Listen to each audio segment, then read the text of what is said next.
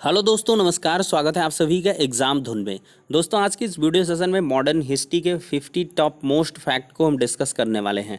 देखिए, आगामी जो भी यूपी टेट, एसटेट, एड जूनियर शिक्षक भर्ती, SSC bank, railway, UP triple SC PET के अंतर्गत जो भी एग्जाम होने वाले हैं, सभी के लिए मॉडर्न हिस्ट्री की इंपॉर्टेंस क्या है आप बखूबी जानते हैं। तो ऐसे में निष्क्रिय प्रतिरोध सिद्धांत के प्रवर्तक कौन थे, भारतीय राष्ट्रीय कांग्रेस के प्रथम अधिवेशन की अध्यक्षता किसने की, इत्यादि बहुत सारे अच्छे से फैक्ट्स हैं जो अक्सर एग्जाम के कॉर्नर में ये बनते हैं। तो चलिए बिना किसी देरी के वीडियो सेशन को स्टार्ट करेंगे। फटाफट वीडियो को लाइक एंड शेयर करिएगा। चैनल पर नए हैं तो सब्सक्राइब करके बेल आइकन को प्रेस कर दीजिएगा, जिससे कि लेटेस्ट वीडियो की नोटिफिकेशन लगातार मिलती रहे। तो चलिए दोस्तों, वीडियो सेशन को स्टार्ट करते हैं। तो दोस्तों, यहाँ पर पहला फैक्ट आ जाता है, तिरंगे को राष्ट्र ध्वज के रूप में 22 जुलाई 1947 को स्वीकार किया गया। क्वेश्चन बनता है कि तिरंगे को राष्ट्र ध्वज के रूप में कब स्वीकार किया गया। ये डेट काफ़ी इंपॉर्टेंट है, 22 जुलाई 1947। और ये कहाँ पर लाहौर कांग्रेस के समय तिरंगा झंडा फहराया गया था। ठीक है, ये दो फैक्ट हैं, इनको रट लें। अगला है, भीमराव अंबेडकर ने अखिल भारतीय दलित वर्ग महासंघ की स्थापना कब की थी? 1920 में, 1920 में भीमराव अंबेडकर ने अखिल भारतीय दलित वर्ग महासंघ की स्थापना की थी 1920 ईस्वी में। अगला फैक्ट देखते हैं, अंग्रेजी शासन के समय भारत के सचिव का अभिप्राय था ब्रिटेन का एक मंत्री जिसके नियंत्रण में भारत सरकार काम करती थी। इंपॉर्टेंट फैक्ट है, एसएससी मैट्रिक स्तरीय परीक्षा 2000 में ये पूछा गया था। अगला है, गुट निरपेक्षता पंचशील का सिद्धांत में शामिल नहीं था। अगर देखा जाए तो गुट निरपेक्षता ये पंचशील के सिद्धांत में शामिल नहीं था। अगला है, भारतीय राष्ट्रीय कांग्रेस की पहली महिला अध्यक्ष कौन थी? तो भारतीय राष्ट्रीय कांग्रेस की पहली महिला अध्यक्ष श्रीमती एनी बेसेंट थी। ठीक है, इंपॉर्टेंट है। और अगला है, सरोजनी नायडू प्रथम भारतीय महिला थी जो राष्ट्रीय कांग्रेस की अध्यक्ष बनी थी। तो भारतीय राष्ट्रीय कांग्रेस की प्रथम महिला अध्यक्ष कौन बनी थी? और ये जो है सरोजनी नायडू, ये प्रथम भारतीय थी। और भारतीय राष्ट्रीय कांग्रेस की पहली महिला अध्यक्ष की बात करें तो एनी बेसेंट।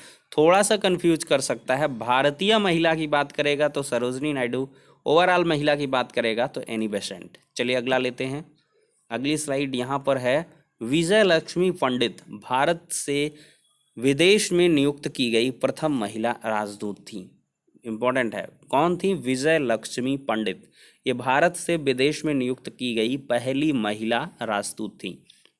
अगला है, सुभाष चंद्र बोस, रास बिहारी बोस, मोहन सिंह और भगत सिंह में से भगत सिंह का संबंध किससे था? आज़ाद हिंद फौज से नहीं था।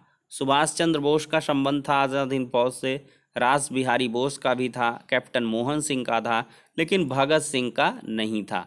अगला है, सन 1939 में पहली बार गांधी जी ने अपनी नियंत्रित सामूहिक संघर्ष की विशिष्ट विधि का प्रयोग जयपुर रियासत में किया था तथा उन्होंने इस कार्य के लिए जमुना लाल बजाज को सत्याग्रह की बागडोर सौंपी, जो गांधी जी के घनिष्ठ सहयोगी भी थे।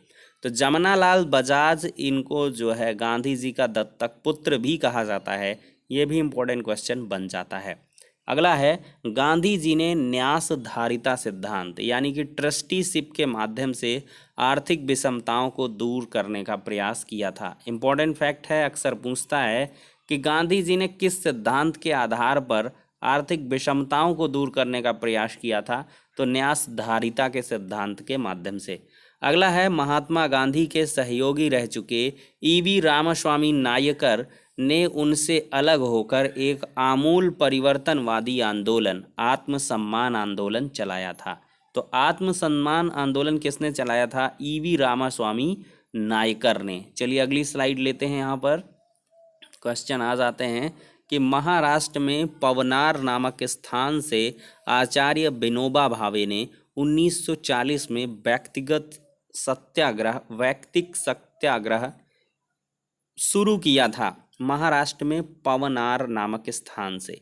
चंपारण सत्याग्रह का संबंध किससे था? तो नील से था। नील की खेती के लिए ये चंपारण सत्याग्रह किया गया था और ये गांधी जी का पहला सत्याग्रह था।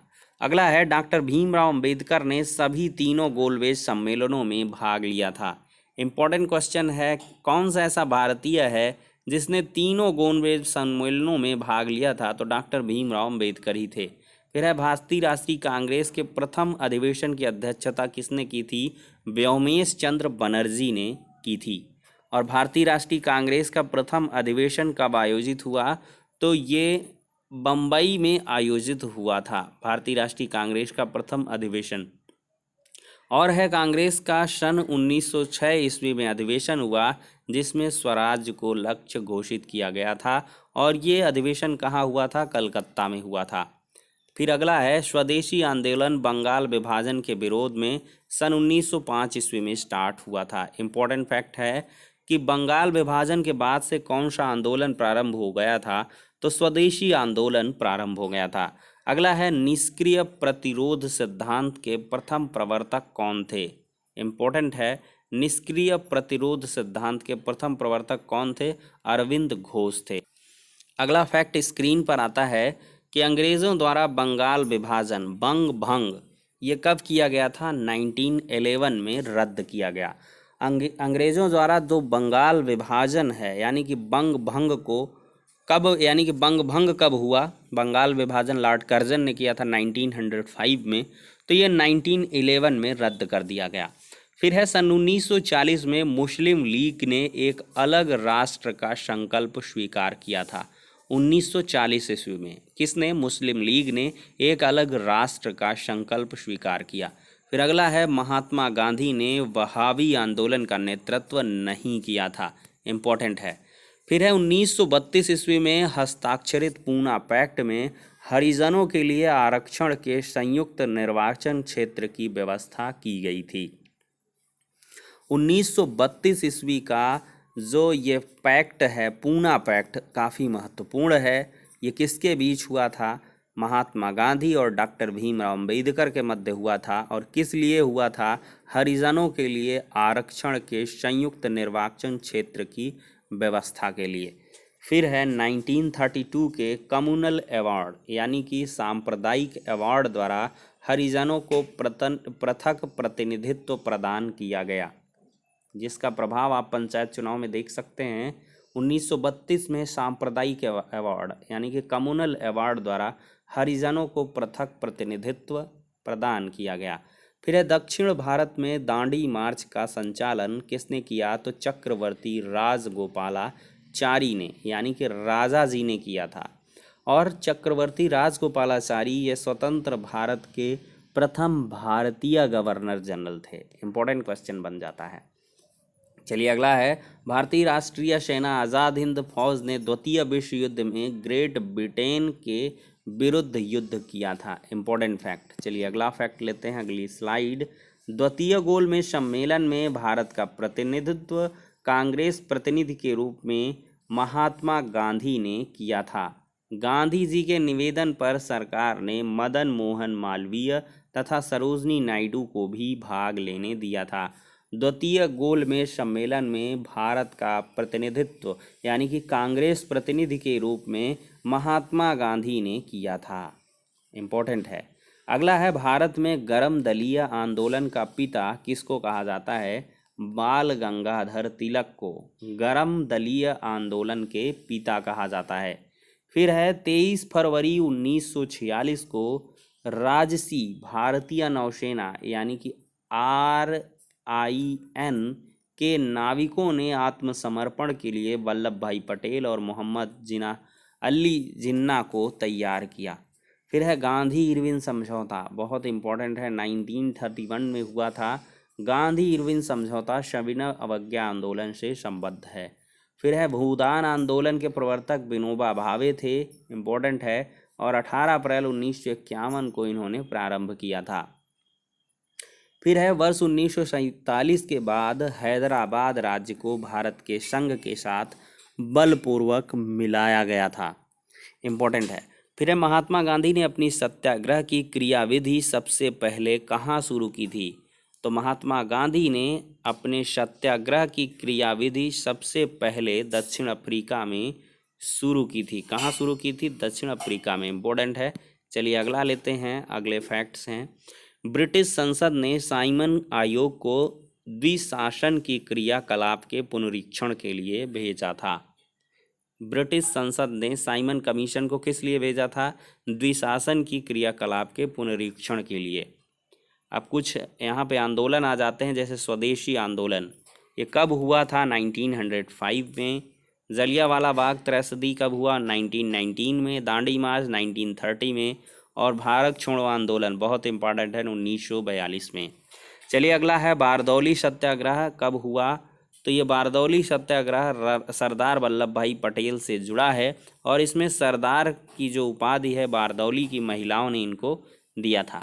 फिर है सुभाष चंद्र बोस ने स्वतंत्र भारत की अंतरिम सरकार की स्थापना कहाँ की? सिंगापुर में की थी। अगला है आज़ाद हिंद फौज यानी कि इंडियन नेशनल आर्मी की प्रथम डिवीज़न का गठन कब हुआ? दिसंबर 1942 में। चलिए अगले फैक्ट्स लेते हैं। अगली स्लाइड आपके सामने है। कांग्रेस ने भारत छोड़ो आंदोलन का प्रस्ताव कब पारित किया? तो वर्ष 1942 होता है जिसमें कांग्रेस ने भारत छोड़ो आंदोलन का प्रस्ताव पारित किया था। अगला है वायसराय द्वारा नियुक्त किए गए हंटर कमीशन ने जलियांवाला बाग त्रासदी के विषय में तहकीकात की थी। तो वायसराय द्वारा नियुक्त कौन सा कमीशन है? Hunter commission. इसने क्या किया था? जलियांवाला बाग त्रासदी के विषय में तहकीकात बस की थी। फिर है 1919 ईस्वी में जलियांवाला बाग हत्याकांड कहाँ हुआ? अमृतसर में हुआ था। जनरल डायर ने इसमें अंधाधुंध गोलियां चलवा दी थी। सैफुद्दीन किचलू इत्यादि के गिरफ्तारी के विरोध में यहाँ पे ये जनसभा हो रही थी। असहयोग आंदोलन को चौरी चौरा में हुई हिंसक घटना के कारण स्थगित कर दिया गया था। इम्पोर्टेंट है। चौरी चौरा हत्याकांड जब हुआ तो इसके बाद गांधी जी ने असहयोग आंदोलन को स्थगित कर दिया था। फिर है महात्मा गांधी ने सिविल अवज्ञा के बारे में प्रेरणा हेनरी डेविड थोरो से ली थी। अगला है महात्मा गांधी ने नमक सत्याग्रह का अंतिम लक्ष्य भारत के लिए पूर्ण स्वराज्य था। अगला फैक्ट आता है कि गांधी जी ने दांडी यात्रा अहमदाबाद के साबरमती आश्रम से शुरू की थी। अगला है गांधी जी के साथ नमक सत्याग्रह का नेतृत्व सरोजिनी नायडू ने किया था।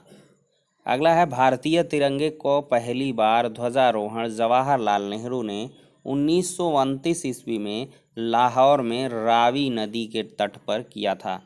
फिर है 1918 की अहमदाबाद वाली हड़ताल में गांधी जी ने भूख हड़ताल को एक हथियार के रूप में प्रयोग किया था। फिर है 20 सितंबर 1932 को यरवदा जेल में महात्मा गांधी ने आमरण अनशन रैमजे मैकडोनाल्ड का सांप्रदायिक अधिनिर्णय के विरुद्ध किया था। तो ये जो फैक्ट हैं दोस्तों 50 फैक्ट्स काफ़ी इम्पोर्टेंट है किसी भी परीक्षा के लिए। इसी प्रकार फैक्ट्स का सिलसिला जारी रहेगा। नेक्स्ट वीडियो में मिलते हैं।